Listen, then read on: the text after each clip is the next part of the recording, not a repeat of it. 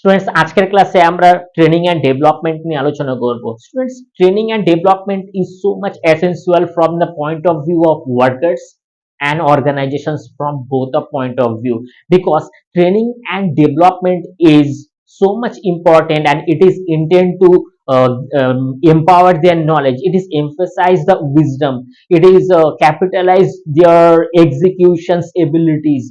তো এই training and ডেভেলপমেন্টের মাধ্যমে কিন্তু আলটিমেটলি কোম্পানির উন্নয়ন হয়। যদি একটা কর্মচারীর উন্নয়ন হয়, সে যদি স্কিলফুল হয়, তার মধ্যে যদি যোগ্যতা থাকে, তার মধ্যে যদি সেই ক্যাপাবিলিটিসটা থাকে, তাহলে আলটিমেটলি সেটার প্রভাব কিন্তু প্রোডাকশনস এর মধ্যে পড়ে।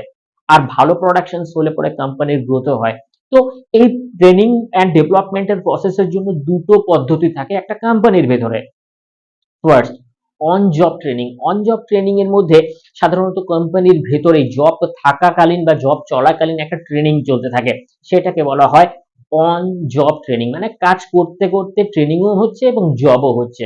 তার এক্সাম্পলস হচ্ছে ইন্টার্নশিপ, নেক্সট হচ্ছে অ্যাপ্রেন্টিসশিপ। তো এই ধরনের যে ইন্টার্নশিপ অ্যাপ্রেন্টিসশিপ যে একটা সময় থাকে, এইটার যে একটা পিরিয়ডস থাকে, তো এটার মাধ্যমে তার ট্রেনিং প্রসেসও কিন্তু চলতে থাকে। Now, off job training. Off job training এরকম হয় যে কোম্পানির কাজ করার পরে কোম্পানির ভিতর থেকে যখন ক্যান্ডিডেট বাইরে যায়, মানে বাড়িতে যায়, তখন বাড়ির থেকে অনেক কিছু আছে যেগুলো তাকে শিখে আসতে হয়, সেগুলোকে পড়াশোনা করে আসতে হয়। এইটাকে বলা হয় অফ জব ট্রেনিং। এটাও একটা পদ্ধতি ট্রেনিং এন্ড ডেভেলপমেন্টস এর।